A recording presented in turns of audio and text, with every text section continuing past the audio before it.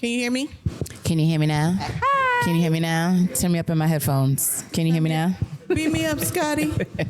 Do you want to adjust it so it gets all of us? No, you look wonderful with just you two. I love it there. I do. I absolutely love it there. I'm fine. And with that being said, welcome to Pandagasms, y'all. How we doing today on this lovely Wednesday? I've been begging you to get on this show. I remember. Bring it up, baby. There we go. There we go. There we go. I definitely remember.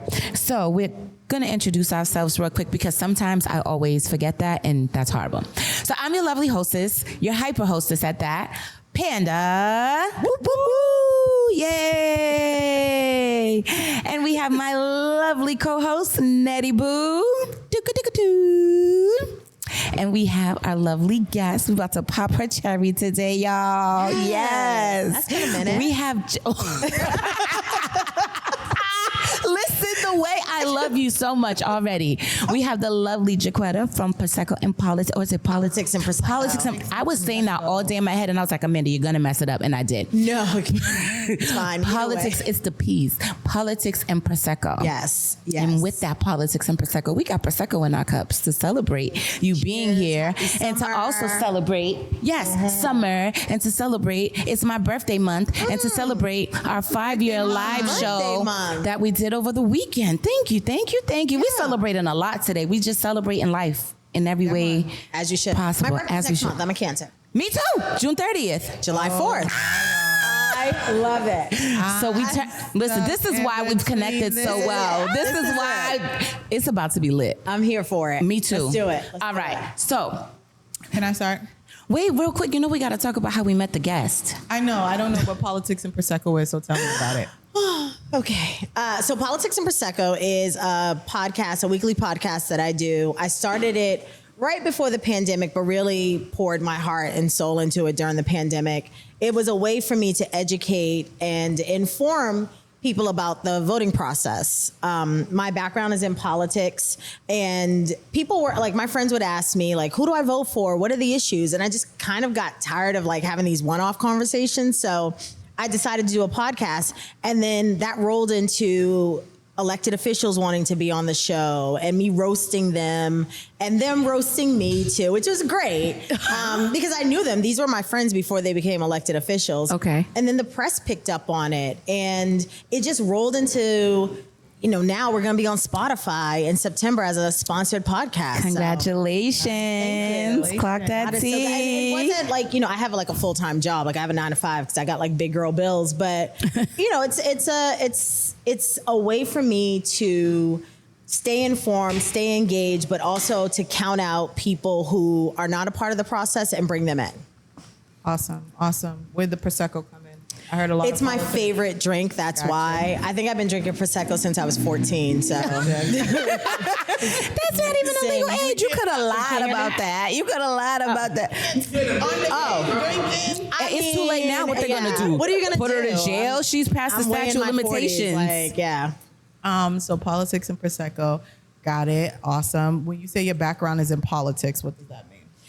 So in college, I started working for Barney Frank on the weekends, and during the summer, I would go down to DC. I learned building networks there, how the process worked. I met a guy named Joel Bridgman, who at the time was working for David Axelrod, and when I came back home, I was in like a dead end job, and Joel called me up and said, this guy Barack Obama is going to run for office. Do you want to come work for him? And I was like, well. At the time, I knew who his wife was. And I was like, well, why isn't his wife running? Like, she's smarter than him.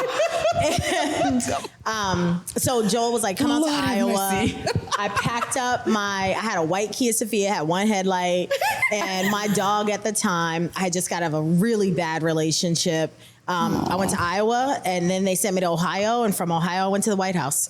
Nice. So, girl, I love all of that. Yes. Nice. So when people always try to come for me on Facebook or Instagram, I have the receipts to back up the stuff I'm talking about. It's not just rhetoric. It's like facts. Like I've been in the rooms with some of these crazy people that are running the country now.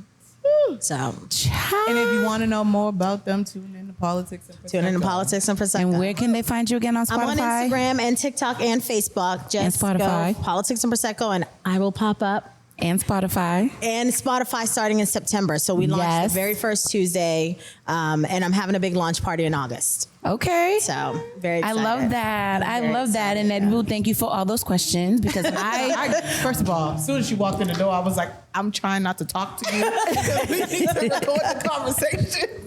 So just sit over there. I'm gonna sit over here. She did. Look at the She wall. was like, yeah, I'm not gonna talk to you. So I was like, okay. And I love that. I love it. I love it. I love it because now the people know who you are. Thank you. And what you do and where you came from, why you started, all the the important information. And I'm from Boston. Like a lot of people think I'm from DC. I'm not.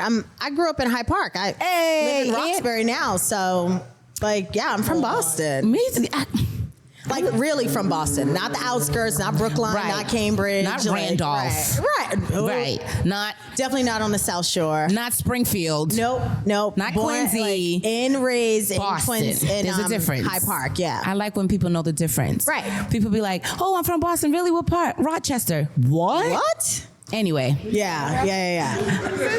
I don't know. I was just throwing something out there. Just confuse the people. I don't mean to confuse the people. I'm just throwing something out there, and you be looking at people like, "Wait, what?" I totally get it. Boston. Yeah. But when I went to buy a house, I wanted to buy it in Roxbury, and that was intentional. So that's what I did.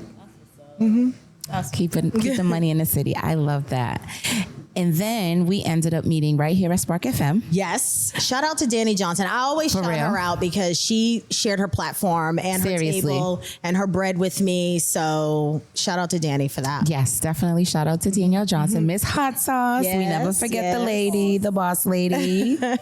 And we were here at a meeting and Jacquetta's like, "Oh my God, I love your podcast. You say some things I'd never say." And I'm looking at her like, Out loud. Oh, out loud. Right, yes. Well, I mean, it's a mental stimulation. It's mental orgasm here. That's what Pandagasms is. That's where we are in life. Yes, that is where we are in life. Yep. Just giving mental orgasms out here like, ooh. I had to work really hard last night for one, mentally. Really hard. The way I love her. So y'all ready to just dive in and let's do it. All right, real quick, just saying hello to the people viewing. Thank you for watching. Make sure you tell your friends to tell a friend. All right. Where y'all want to start? Where do you guys want to start? Well, do you believe in arranged marriages? I think that's a good place to start. Arranged marriages. We will start there. Who wants to? Do you want to go first, Ms. Jacquetta, since you're the guest? Sure. I mean, so I think it really depends on the culture. So as I said, my mom's first marriage was arranged. In the Black American culture, the Black bourgeoisie, Black middle class, upper middle class, like you marry your station or above. And, you know, my sister's father had a lot of land and you're rich in land. And so my grandmother pretty much like forced my mom to marry him. But my mom, like, she wanted to get an education. So she like absconded with my sister in the middle of the night and came to Boston to go to BU. And that was the end of that marriage. Oh. So I don't necessarily believe in them because I don't want to have to force myself to love someone. And land just isn't. Land and money just aren't enough. Well, especially if you can make your own. Yeah. Child, you should have been here for the one that's love enough. I think, never mind. But you have to have me back on then. We will. There we go. Say less. Say less. No, that's okay. But yes, so you don't believe in arranged marriages. You think, so wait, if she just up and left, is she even divorced? They eventually got divorced and she met my dad and then she divorced him too. And so, you know. Okay. She was like living her, so 1967, my mom was in an arranged, like what's considered an arranged marriage.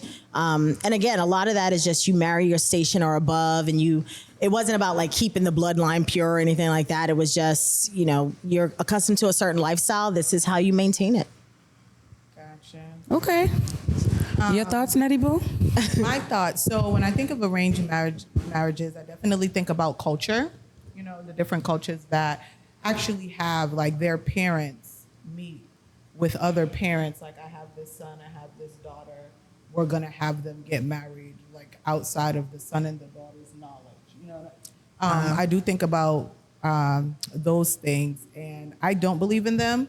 I really do believe that to be married and to be in a partnership, there does have to be a sense of chemistry and So I don't agree in arranged marriages, but like I was saying prior to us starting to record, having a young son, I do look at like families different and like the families that people come from differently. And like, if I could have it my way, I would have him marry with whoever he wants to marry that is the offspring of one of my friends.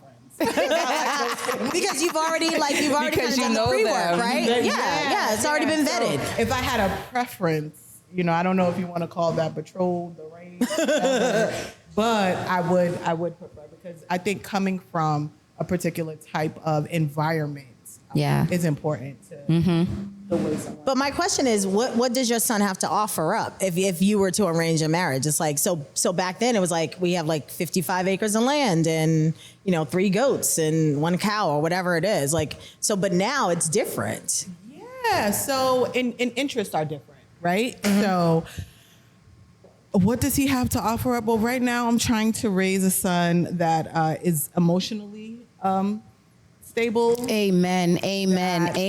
Say that again. Emotionally available.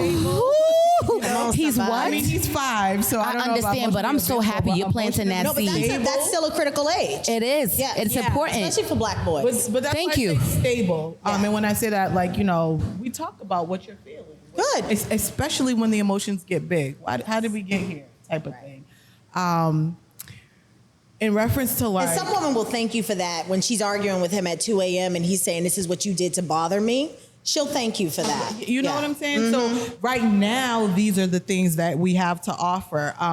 At the time when when people are looking to ask him what he has to offer, hopefully I'll have more like financial things for him.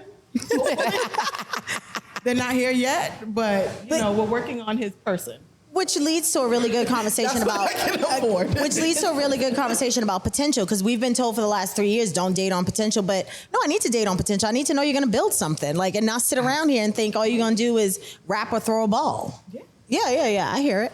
Yeah. So what he has to offer, I'm working on it. He's 5. I got a couple years.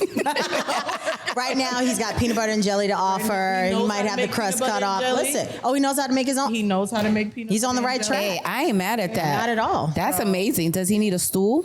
He does need a stool. Okay. Get his stool. Hey. You know what I'm saying? The other day I told him he couldn't because I'm bougie. So I take the Poland Spring out the bottle and put it in a decanter to put in the refrigerator because I can't put the bottle in the refrigerator. And I told him the decanter was a little too heavy for him. And he was like, I got this, mama. And he went and got it for me. You know I love that independence. I love it. You know, all of these things that are very, very important. Money will come. Yes. The land will come. All of that will Yes. come. I'm working on the foundation right now. Because the foundation will keep the money coming and flowing and all of that. Yeah. That is beautiful. And not only just the money, you also got to teach him how to love people the way they want to be loved. And not necessarily how he wants to love them. Say it again. Absolutely. I don't think they Love heard people. I'm going to clear my throat so that it's heard. When in a romantic relationship, if it is for you, you will love the person the way they want to be loved. Not the way you want to love them. Ooh. It's also in platonic relationships as well. Because she allows me to love her the way I want to love her. And she allows me to friend how I like to friend. Yes. And I let her friend how she likes to friend. And it works. It aligns. It's wonderful. She's not a man, but because then that's how you find out who your people are. I mean, hello. I can't be your friend when you need something or need an invite to something, but I'm not on any of your invite list. That's a problem for me, especially as I get older. It's just, I'm sorry. You just know me at this point. It's the effort. It's the effort. Yeah. So yes, I guess it's my turn now to talk about the prenup. Oh shucks, not prenups. Arranged marriages. So as far as arranged marriages go, I do not believe in them. However, I understand them. I understand why people have them because they do want. From my understanding, the fathers would like to make sure that their daughters are as secure with this man he's handing her off to, as secure as she is with him. So it's for the safety of the daughter and to make sure she's being provided for. In my mind, in my opinion, I do believe that the provision that these cultures are referring to is financial provision. Yes. I do feel like if I was to ever be put into an arranged marriage, we would probably definitely get divorced because I am not a woman that is driven by money. I need you to really love me. So I don't care how much money you have. It's wonderful. I have all these nice things. I have the house. Right. I have the cows that we can get milk. That is great. Right. That's wonderful. Land is in abundance. But do you love me? You feel me? That's great that your parents are wonderful, but your father probably beats your mother and she had to stay. So wonderful. It's great. You want me to be with this man who has all these fantastic things, but I need him to love me. And I wouldn't want my daughter or my son to ever be in a relationship, or anybody's son or daughter to be with anyone who does not genuinely love them. I don't care how much money they have, because a lot of these billionaires' wives are out here with the gardener because they're not even happy. Well, especially if you bring your own money to the table, right? Not even that. That part too. Like, why is that even part of the conversation? Like, that part too. You know, why don't you got your own money, girl? Yes. But that's another conversation for another day. We're talking about the arranged marriages. I want to be a part of that conversation. And you can be right now. Say less, girl. Say less. I'm loving this. But yeah, arranged marriages. No, I do not think I wouldn't do it. I wouldn't encourage it. It's not for me. It's not something I would want for anyone. However, I get it. I understand why it's done. But I also feel like a lot of these cultures who implement these type of traditions also look at women as second-class citizens. So they also don't have much rights in these relationships, in these marriages. True. They can't speak up for themselves. They can't dress how they want to dress. So all of that, like... tied downness. Yeah. You want to have an individuality. I just made it up. It's a Pandaism. All that tied downness, control is the correct word. All of that control, I would lose it. I'd lose it. Yeah. I definitely lose it. And if you even talk to a lot of these women who are in these arranged marriages, they're not happy. Wow. They wish that divorce was an option in their culture so that they can leave this man because they feel like slaves. Majority of them. I'm not speaking for all of them because I'm not in an arranged marriage, but I do watch a lot of like documentaries of real life things. I don't watch TV for like foolishness. I like real life TV. So I do watch a lot of documentaries where they interview these people and talk about their real lives. Majority of them are not happy being married or a mother. It wasn't on their bingo card. They're not happy in these arranged marriages. So I understand them, but I'm just not here for them. I'm not. Because I feel like, and a lot of people be like, no, marriage is a business and you shouldn't marry for love because if you think you're going to marry for love, you're going to fail. This, that, and the third. I guess I'm going to fail. Because I'm marrying for love, not for money. But also defining what love looks like to you. Yeah. To you, because people have a love for money, and that's great. Right. But if you want to be like married with me happily, yes, the money is going to come. I absolutely believe that because I'm a hustler. gang. And I'm not going to be with a person who doesn't work or find a way to make money. You know, so that is going to come, like Neddie Boo said. But as far as looking at the things that this person has, more than likely I probably already have it on my own and we could come together and grow like that. But I feel like this is a great segue, right? Because you said marriage is a business, right? Mm-hmm. And for some, marriage is considered a business for some. And I think marriage, to me, I feel like marriage is a business in a certain sense. And you don't consider what a person, well, not that you don't consider, but you know, what a person has is like secondary to love and the connection you have with the person. How do you feel about prenups? So with the prenups, I feel like with prenups, people are already thinking of the end. Really? I do. I feel like you are already preparing for the end. Why are you thinking about what happens if we break up? Who told you I wanted to break up with you? Didn't I say I'm marrying you? Do you hear the vows? And that, you know what, we might have to switch one of the topics and I'm okay with that because y'all might be too. But do you hear the vows? Through sickness and health, richer or poorer, better or worse? I said those things in front of mad people.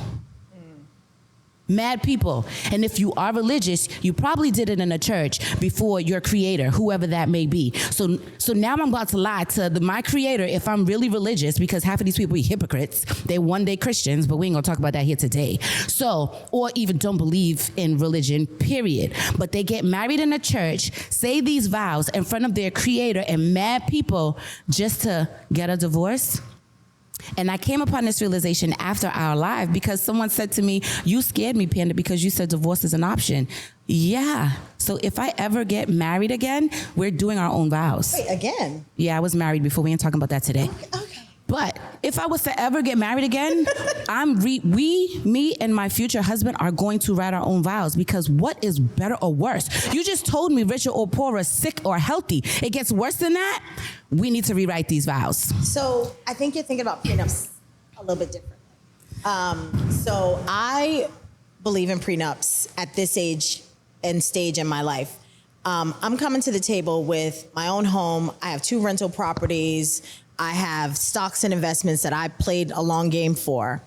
But prenups don't ever just cover you for divorce. They cover you if your spouse dies and his mother comes in and says, this is my son's house, and he doesn't have a will. I was about to say, what happened to a will? He doesn't have a, especially in our culture, we'll be like, no, we're gonna die and y'all split up. We're gonna die and get a GoFundMe, Split up and these that's how you're gonna get buried. Yes. We might have to just cremate you because we really have no money. We would just be stunting for the grand, baby. So a prenup is a binding contract. So is marriage. I know, I get that, but I'm saying if your spouse dies and you don't have a will, that's still a binding contract. So you can use that by saying, we came to the table with this. We said, if there were ever going to be a dissolution of this marriage, this is what I have and this is what he has. So there's a couple of schools of thought around that. I think now, like I said, as I've gotten older and I've acquired a few things, I no longer ask people what they bring to the table, because I don't need you to match my fly. I just need you to respect the fact that if you came with $1, your ass is leaving with $1. Because you didn't put in on this. You didn't put in on this. And I feel like I want to give you the life that you deserve. And I, if I'm dating a guy and he doesn't have as much as I have, I want to take you out and I want you to live luxuriously, because I'm not going to downgrade because you can't. You're such a Cancer. You can't live it. But I also know that when you walk out of here, you walking out with them 3 shirts you came in with and that duffel bag that says Supreme. Bye. You're definitely a July Cancer. Jesus. I'm just saying. So that's at this age. I mean, when I was like 30 and broke, I was like, yeah, no, because we love each other. Right? Can I ask you real quick your age, if you don't mind sharing? I just turned 45. Well, I'm turning 46 in July. Oh my goodness, you look good with a T at the end. Flick black. You whip your hair back and forth. You look amazing. Thank you. So I understand that perspective, to protect your assets, whatever you came into it, because yes, as we get older, we acquire more things in life, and yes, you do want to protect those assets. But again, I still feel like you're thinking about the end. What if you break up with me? You need to, it's still thinking about the end. I made these vows to you. Where are you going?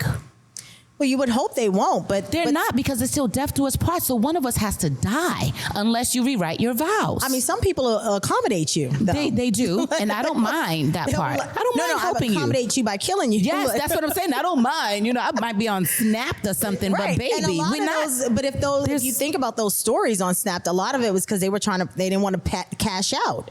So they were like, well, I'm going to just kill you, and then so I got to pay nothing. Right.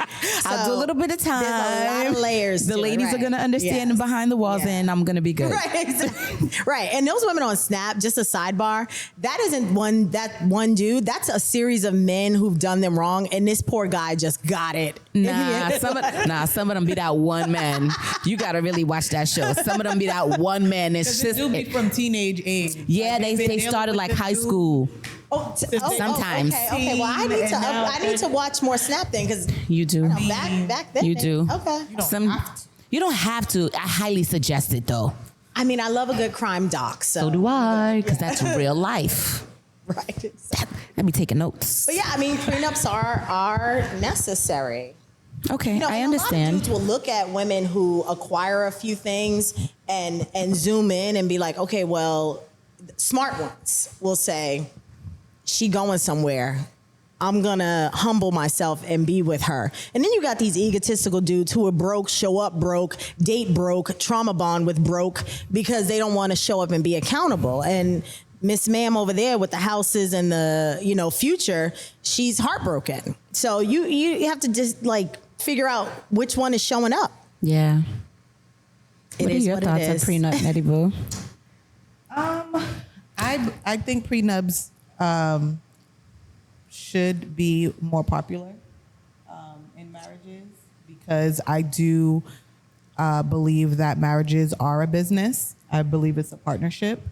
And you do acquire things. You acquire things separately while you're married, and you acquire things together, and you want to be able to protect them. And, you know, you mentioned like, oh, you're looking at the end, but there is an end, even if that end is death. And like she said, how often is it that you're with someone for so long, then death comes and it breaks the family apart because everyone feels entitled. Right. You know? And I've seen that. And even with wills, like I feel like a will protect like what we got together, but you don't got to put my stuff in the will because my stuff is in the prenup. Your will can cover your stuff Again. or cover our stuff. But I think prenup should be, I think the stigma of prenups is what makes it sound so bad, because it's like, oh, we're getting divorced and this is going to prevent it from being a nasty divorce because everyone leaves with what they got. But if we change the trajectory or change the perspective of what a prenuptial agreement is, it's just it's a contract that protects everyone, similar to health insurance or similar to life insurance. Right. You know what I'm saying? So I don't, Because the will is looking at the end too. Well, because you know the will is for the end. The will is intentionally for the end, and that's what a prenup is for. Is for the end of the marriage. So I don't know. I get it. I do. I understand it. I just the end of the marriage by death. Or not, or by horning, or by so many other things. Well, we hope not cheating. We hope not cheating. Not, growing apart. That also could be a provision, right? Like some will say, if you cheat, your prenup has to be extremely specific about what the terms of the prenup are. Because somebody could walk in and say, well, you didn't say because we cheat, I don't get anything. Janet Jackson was married to a dude. Her prenup said she had to stay for 7 years. 7 years, and day one, my girl was like, bye. Yeah. Isn't there another person who had to stay for 25 and she did the 25 and then the prenup was up? It was one of those basketball wives. You got to be really specific. Yeah. Their prenup was 25 years. She did the 25. And I was like, you know what? Some are, yes. Well, wait, hold on. So the question was, can emotional neglect be included? Yes, into the emotional neglect can definitely be part. The more specific, the more protected you are. Yes, absolutely. Yeah. Again, I understand them. Prove emotional Right. neglect. So that, Oh, there's tons of ways you can prove emotional neglect. The way people text nowadays, there's so much proof in that alone. Considered cheating. That's No, I'm meaning as the proof, as far as the proof, because texting is a form of communication nowadays. Yes, it is a valid form of communication. So if you're able to prove that your partner is emotionally neglecting you, and that is one of the stipulations of your prenup, then you have the proof. I'm going to have to write out exactly what emotional neglect looks like to me. Right, yeah, and of course, again, minding his business in the basement for like 6 hours and leaving me alone, brother, I celebrate you. Leave me alone. But if I text 2 times and you don't respond to me within 25 minutes, this is considered. Yes, that's for those new school chicks who need that clingy, Listen. I'm up under my man 24 hours a day to prove I like him kind of. No, I'm past that. Yeah. Yeah, I'm past that. Get out so I can clean my house. You know how much stuff I need to get I didn't done. say you could stay over. Why are you still here? We don't. That's golden house. ticket holders. Oh, the way There are different tiers. There's silver, bronze, and gold.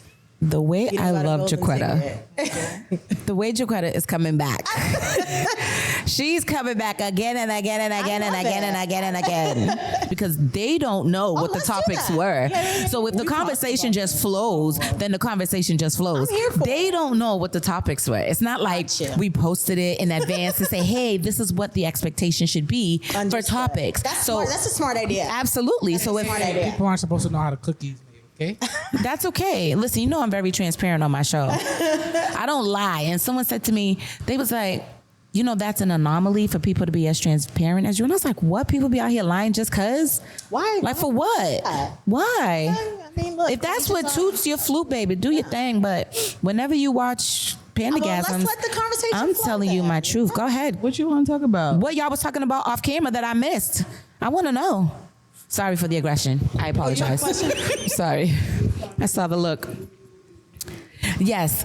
Oh yes. So when and heartbreak, yes. So who were you before? Who were you before? I was a little bit more accommodating, a little people pleasing, begging somebody to like stay in my life, and doing everything. If people wanted to spin the block, I was accommodating that, realizing that I knew who this character was the entire time, but I just think I was so caught up in like, I need to figure out how he's gonna choose me. Now I don't care. I choose them now. And so where I stand and having some of these parameters and or, if people want to call them, walls up or whatever, are more so to just kind of protect who I want to be. And who I want to be is happy and healthy and contented in what I already bring to this relationship or situationship or whatever it is. So like I joke about like bronze, silver, and gold tiers, but that's true. If you're on a silver ticket, you are on the first floor on the couch. We just kicking it on the couch. Silver is maybe you get laid up in the guest bedroom. I don't know. We'll figure that part out. Gold ticket is master suite. And that comes with commitment now. Like before it'd be like, oh yeah, we'll see where this goes. I'm no longer in the see where this goes. And again, that's rooted in having my heart broken so bad where I thought, and this person chose many women over me several times, and I still was begging to be chosen by him. Yeah. And what it came down to is I realized that I just don't think he liked me as a person, not as just a girlfriend or somebody he was intimate with. I just don't think he liked me as a person. I could never do anything to hold on to him. And when I saw the caliber of women he kept leaving me for, I was like, it's not about you, girl. That's where he's comfortable. He's comfortable with someone who can look up to him. He can't look you in the face because you are accountability. You are a mirror image of you're getting older and you need to level up. So it's easier for a lot of men to stay grounded and trauma bond with women who can look up to them. And I just wasn't allowing that. And every time I tried to hold him accountable, I became a problem. So real quick, to piggyback off of that. Yeah. One day I was looking for topics and I was scrolling on the medias and I saw this interview. It was probably a piece from a movie. I think it was a piece from a movie.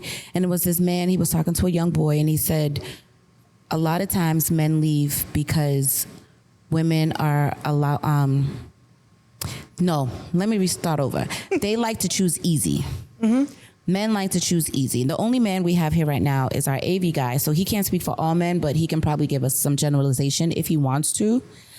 And then, so watching that, I was just like, why do they choose easy? And it's just a thing about them. Whenever you hold them accountable to try to evolve into, something that it goes back to what Neddie Boo was saying about teaching her son about emotional intelligence. Yes, the emotional intelligence. If you meet a man at 35 who tells you, I don't want anyone to hold me accountable, that's a man who will be 55 chasing 25-year-old women. Yes. Or if he can say that sentence and know, like, this is not what I don't want you to hold me accountable. Yeah. He might be like further ahead than what you're giving him credit for, right? Because at least that is his accountability, right? I'm not leading you on. I'm not pretending. No. Yes, you know are. what I'm saying? Absolutely, you are. That's more like self-awareness. Self-awareness. He's aware of his nonsense. Yeah.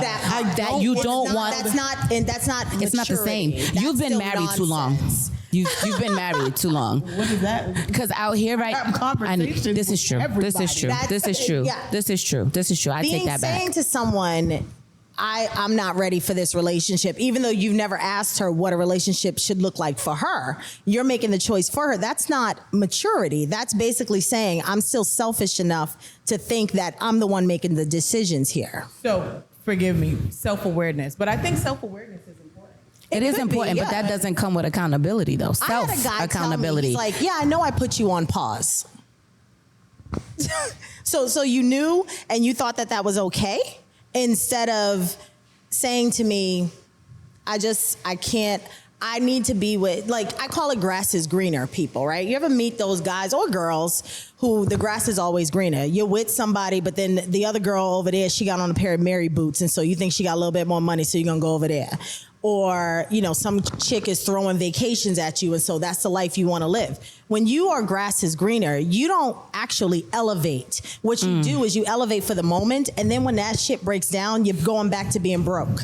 But the chick who had all those things but wasn't either displaying it or she's playing the long game, it's not instantaneous, that's the one that you actually should have been with. Because that kind of mentality, the long game, will give you sustainability and wealth. Hood rich mentality gets you BMWs and Mercedes up and down the road while y'all are pulling up to some subsidized housing. That's the difference.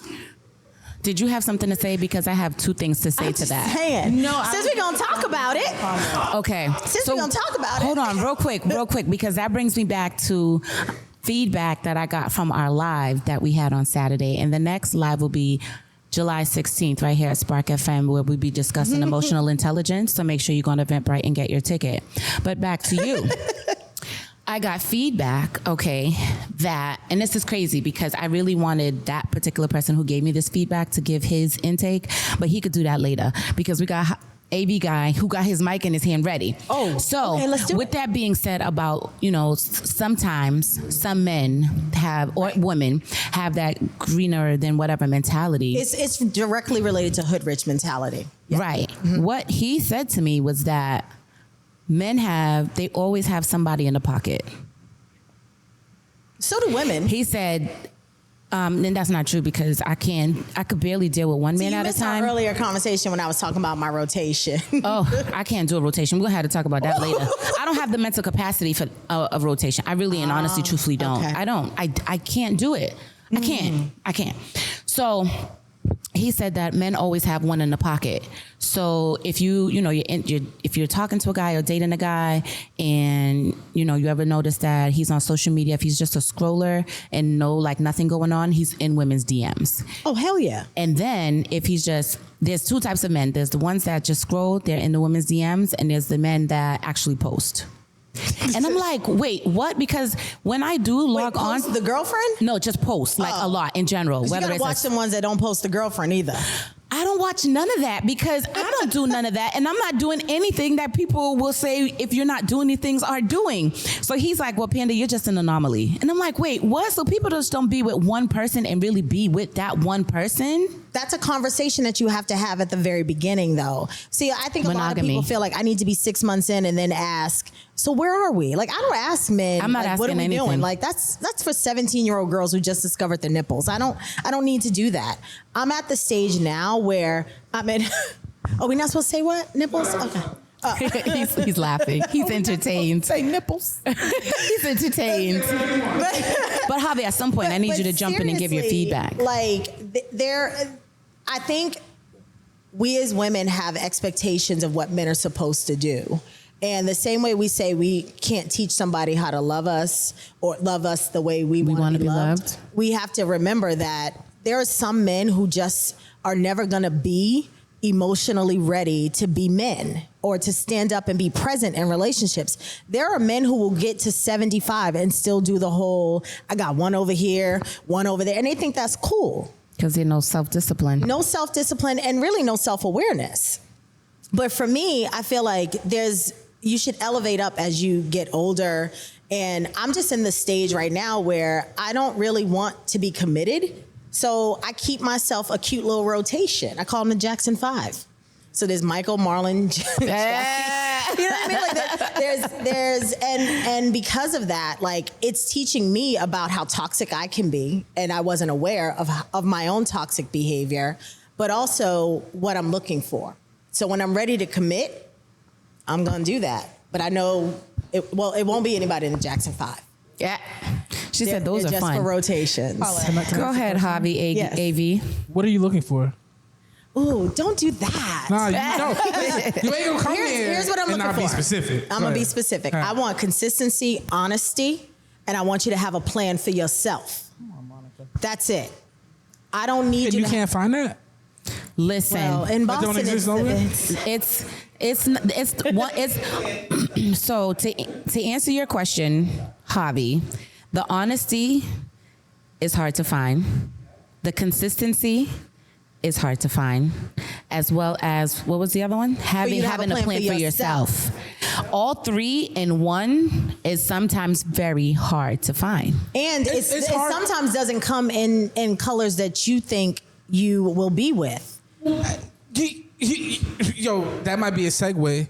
Could be, but I'm just saying. But It is the segue. It is the segue. It's just for me. So when I was in college, I tell this story all the time to my single friends because they ask me about relationship advice, and I'm like, "Why are you asking me?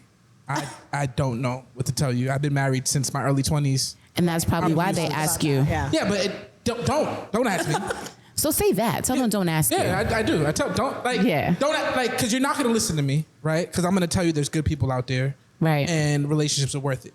Right. That's what I'm gonna tell you. But just me telling you that's not gonna make it true for you in your situation. Can I just? But at 35, what I wanted at 35, I don't want at 45. Who I was dating and sleeping with at 35, 36, 37, 38, 39. Yeah.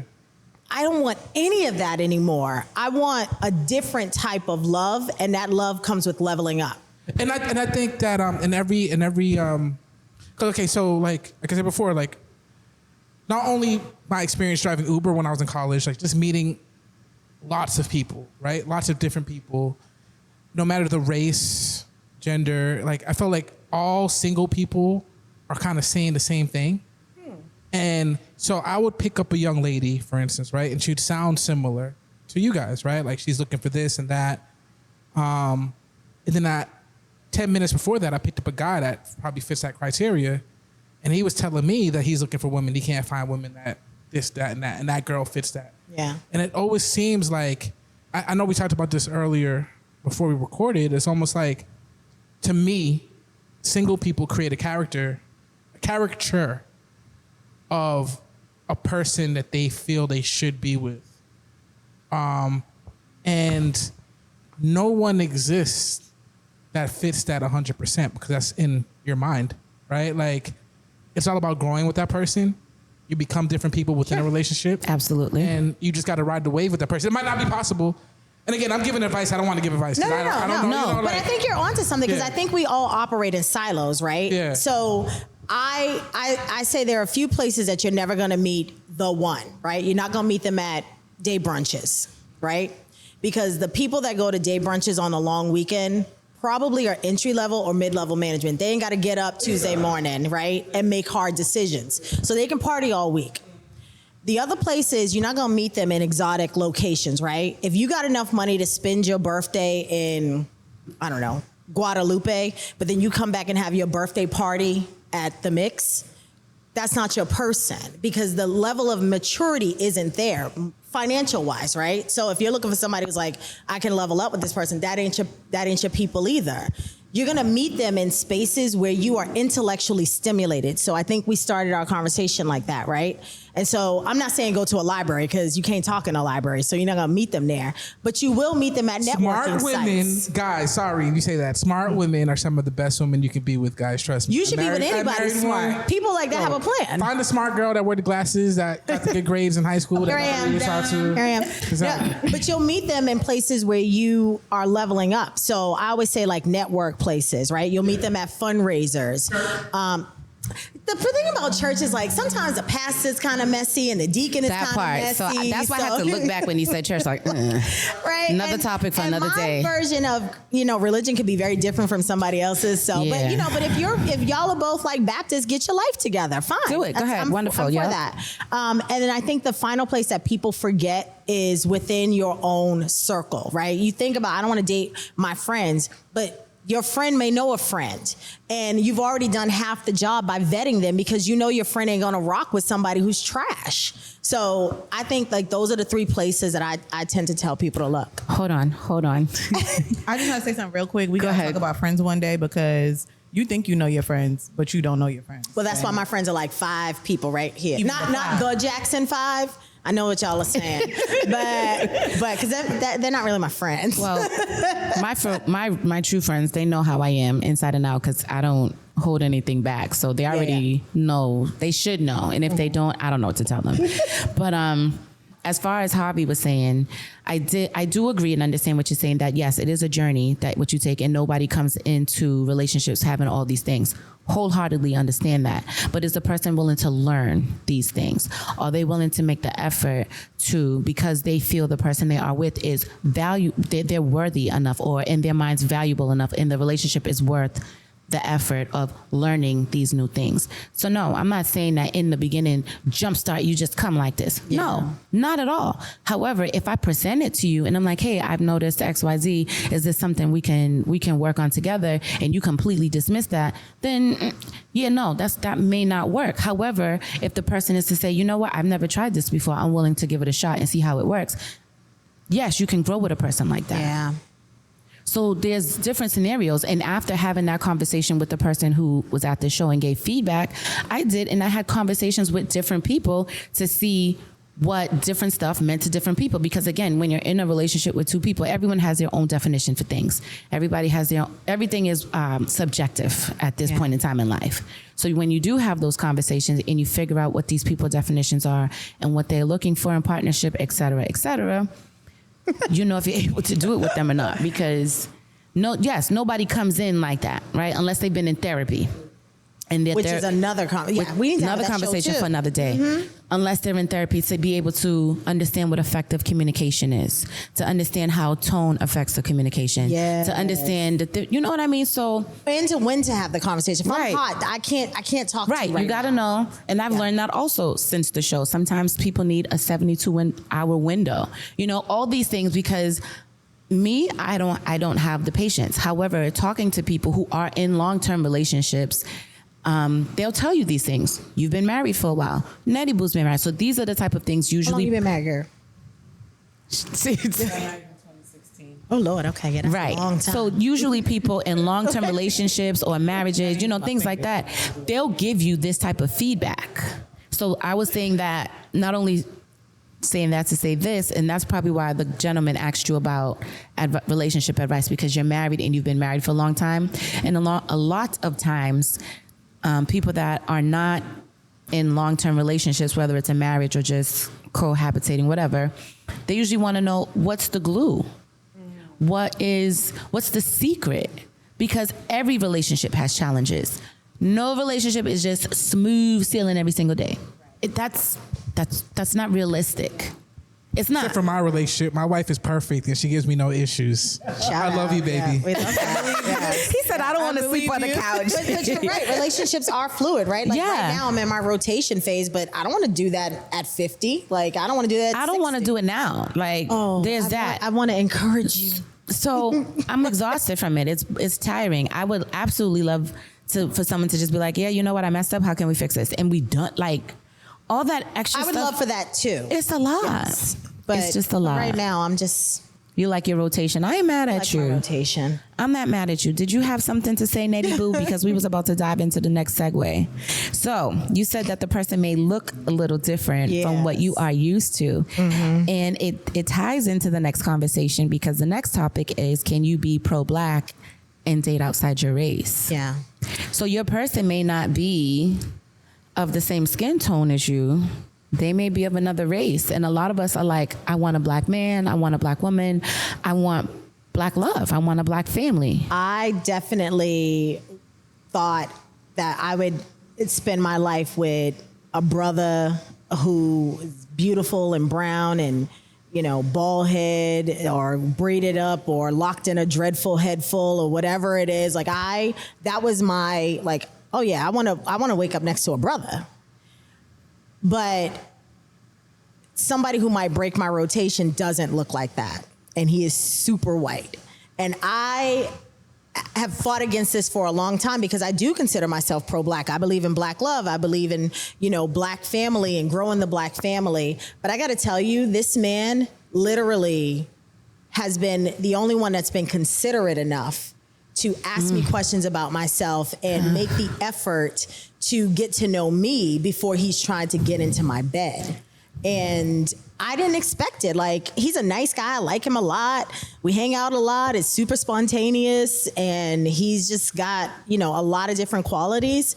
There is that hang up, though, that he is white. And it's problematic. But I think when sisters step out, it's looked at differently. But if you ask a lot of Black women when they do step into the vanilla pond, a lot of that is there was a brother behind that broke their heart and they were like, I'm done.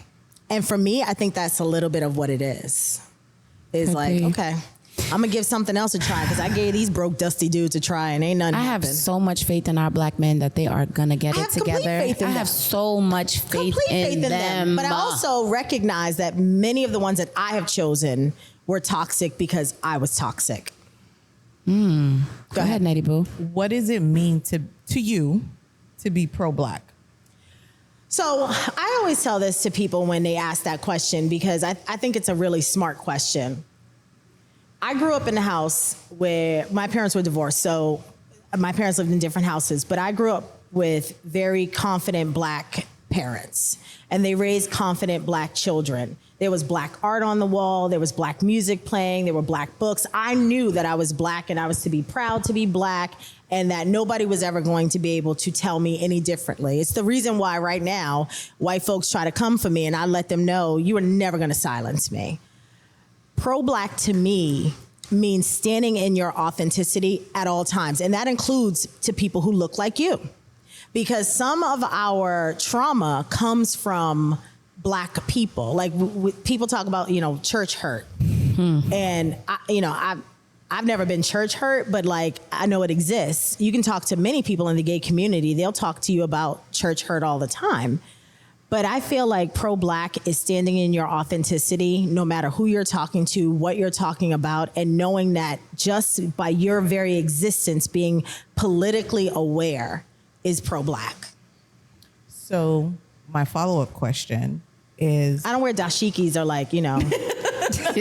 No, but I do wear That question was important to my follow-up question because my follow-up question is, do you think being with someone that is not Black affects your pro-Blackness? I don't think it affects my pro-Blackness. I just feel like I don't have the same conversations that I could have with a brother. Right, I can come home and talk to a brother about the man, or can you believe Whitey did this, or blah, blah, blah. And he'll get it. He'll understand. With this dude, the conversations are tiptoeing around race because we haven't gotten to that part of our getting to know each other where we can have a comfortable race conversation. Girl. If you get to that point, though, right? Because if this is going to be your partner, right, there's no tiptoeing, right? It shouldn't be, yeah. You get to that point where you can come home and be like the man. Your people. No, sorry. Yes, right. And I ain't talking about, do you think it will affect your Blackness? I guess what I'm saying, like, do you think, or do you feel like it would be watered down? No, I won't let it water me down. And to be fair, he has dated outside of his race his entire life. And I don't want to be specific. No. My question is really general. No, I get that. But I don't think for me, his loving me the way he needs to love me won't affect the fact that I still face obstacles as a Black woman. And he needs to be comfortable enough to let me have that conversation. We're just not there yet. Gotcha. But it will have to happen. Gotcha. Yeah. And that's why It I'm will like, have to happen. generally speaking, because I know that I'm taking him to a Juneteenth party. Did you? So wait. All right. So hold on. If he has a fan, I swear I'm gonna marry him. I swear. Hold on. We got to rewind a little bit because you said that being pro-Black means standing in your authenticity at all times. So what are we waiting for, baby? You got to stand in our authenticity from now. Yeah. Because what if you take him to Juneteenth and he's like, these niggas. Well, I know nobody else from my rotation will be there, so I'm safe at least. I think, I don't know. Like, my Blackness, it does not depend on somebody else's authority or validation. Even if I'm dating Black men, I was never felt the need to be validated by them. I always knew who I was. Like even in people pleasing, I always knew who I was. My goals never changed. My timeline never changed. My begging changed. That's the difference. And that took me a while to even say begging, because essentially I was being breadcrumbed and I was begging for the breadcrumbs. Like, Child. it was a mess, child. Define breadcrumbs. Breadcrumbing was when you give people a little bit at a time to keep Just to them keep on. them right on. Literally, like you're giving them little at a time just to keep them on. Like you're pulling people Like along. You're selling stringing them crack, along. but it's dick. What? Telling them what? Like you selling them crack, but it's dick. Selling is what? You selling them crack, but instead of crack, it's dick. Yes. Well, yeah, or, I mean, or but lies. even some men or weaponize lies. It's sex, manipulation. right? Yeah. So even essentially, that. manipulation comes with breadcrumbing because It's the, hey, you're are telling you me home? what I'm gonna come by. Yeah, you're and telling you're like, me, oh my God, he's coming. and he never shows up. Or he does show up and it's just for an hour. So that's y'all. That's on y'all. What? Hold on, wait. sorry. I knew that was coming. And that was also part of the conversation Yeah. that came up for the feedback, because they say the reason why it is our fault, and now I understand after having a very lengthy conversation, the reason why they say it is our fault and we need to hold ourselves accountable for it is because the first time he does it, we should leave. And we don't. I wanted to piggyback off of what you said. You stick around to ask a question. So why the why? Yeah. Right. To see if. And the way men look at it is you should have left me the first time I did it. And why did you wait? The fact that you didn't, I'm just going to do it again. Yep. And I'm going to do it worse. Yes. And a man said this to me. So ladies, if you are watching, a man told me this. It is our fault because when they mess up the first time, we are supposed to leave because that is what they do. That's what they do. Yo, Wait. I've also wondered, Hold on. if Hold you on. treat them bad, that's when they want to act right. And it's like, I don't want to treat you bad. It's like the girls who were able to like grab and hold on to him were the ones who secretly were calling him a broke ass, fraud ass mother. You know effer why? In the streets and. Because the men like the easy. It's what they're used to. And I'm we like, I'm just just over said here trying to be a that. lady. And the man told me this. A whole man. He was like, we don't want to do all of that. I don't think it's not just men. Me and you had a conversation about. We had a conversation about people acting like their presence is. They're a prize? You need as a prize. We should be thankful for their presence. Right. Okay. And there's a lot of people, male and female. Yes. Right? And I didn't say that in a place of judgment. It came out that way, but it wasn't like it's. There are people that are manipulative in the world. Yes, right? there are people. There's a lot of them, right? And some people that aren't manipulative. If you're giving them something they want with the least amount of effort on their end, Yes. they might get used to that. That Yeah. was my problem. And I remember young, like even in the dorm, before I got married, before me and my wife got together, right? Like there would be like a couple of girls that would come to the dorms and mess with different dudes, and dudes would talk about them like, "Yo, all you got to do is this," and she, well, you know what I mean? Like they'll talk about certain women because these women. I want to. It's not about accountability, so I'm going to say it's their fault in a lot of ways, but at the same time, they don't know themselves enough, right, to be strong enough to like reject that. They even though they might Not at 20 something, no way. No, but even at 30 something, right? There's women in their 30s. But it gets worse at 30 because now you're like, ugh, you but still just don't like have it men together. need to be at a certain. We expect men to know certain things at a certain age. Sure. Women, I think, should learn these lessons from their 20s, right? And I think you're coping with that. I would say in a healthy way, right? Learn these lessons from their 20s and become better people. Like become just like we expect men to be better people. Yeah. Like I don't want to sound harsh. The stuff I went through with men was because of my own toxic behavior and my own sense of thinking that I can prove to somebody who was never worthy of me that I was worthy of them. Yeah. And I had to break out of that. And now, as I've gotten to what I like to call this big age, that revelation hit like a ton of bricks because I thought I played the victim for so long. Like he hurt me when it was like, girl, you allowed a lot of that shit. When you knew that this dude wasn't worth you even returning a text message, but you stayed around because why would you want this dude to choose you? He can't do a thing for you. So I want to ask about vanilla chocolate real quick before we end the show. Look how she smiled. Okay, can we not call him this? Sorry. About just being pro-black, right? And so you decide to step out your race. I assume that that person is an ally. Right? Yes. The person has to be an ally. So what now if you met this person, you feel like they're an ally, and then you go home to meet their family? Oh, and their family is not. Yes. So that conversation has actually already come up because from what I understand, his father is a Republican. And I am not somebody who introduces people to my family and circle unless I am committed to them. Like you get a lot of people like 3 months in, you meeting my mother and my sisters and my brothers, and I'm not there. So I have already said to him, let's table that because we haven't had the race conversation yet. We just haven't. And I feel like that's a part of it. Because how am I going to tell you, I would never say choose me or your family, but you need to know if I go up in there and your father says something off the cuff, the black man who raised me is expecting me to say something to this man. Right, or for him to say something for you. Right. And to stand up for you. That's the hard part of the conversation that Right. there's a series of conversations that have to happen before that. So yeah, because I do expect him to say, no, you can't talk to. You can't talk to her we're not like that. boyfriend and girlfriend yet, but you can't talk to my girlfriend that way, or we're leaving, or we're not coming back here because Something. that's unnecessary. Anything. Yeah.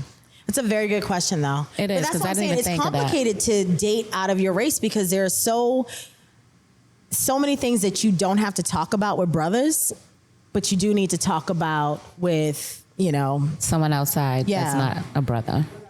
I'm strongly trying to not say his name, but sorry.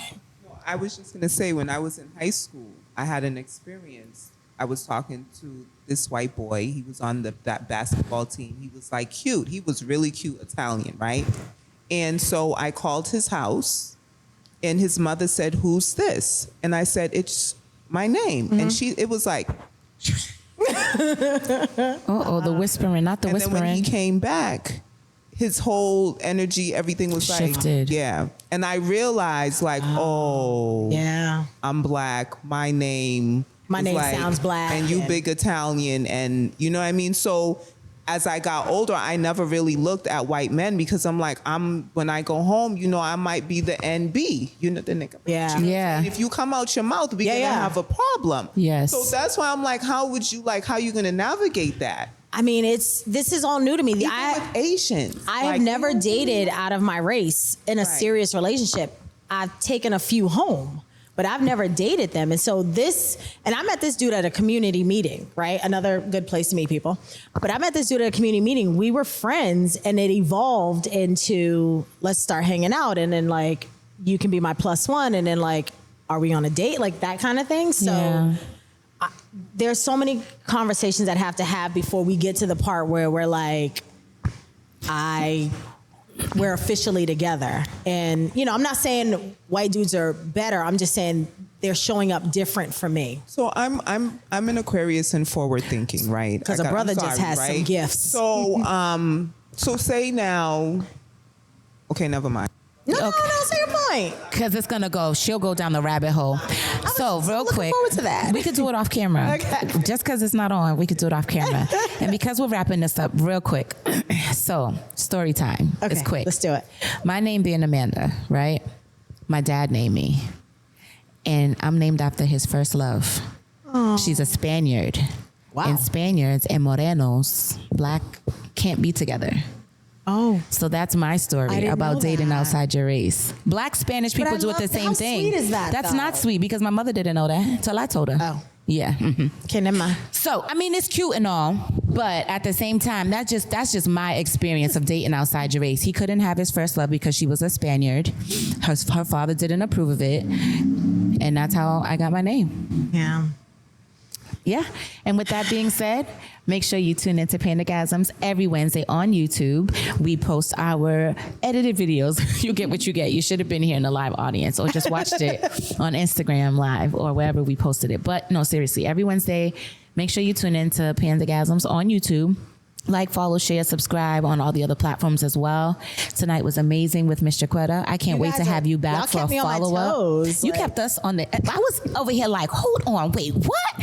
So we're definitely going to have you back for a Good, I'm follow-up for glad. part 2, 3, 4, 5, 6. Yes, You yes. definitely contributed But we a could lot. do a series, like a We can. series. I'm open to the series. So hear me out though. Our season ends in September. So anyone who's looking to come onto the show and have a part 2, follow-up 3, 6, 8 needs to hurry up and send an it. email to pandagasmspodcast@gmail.com so that we can get you on the show.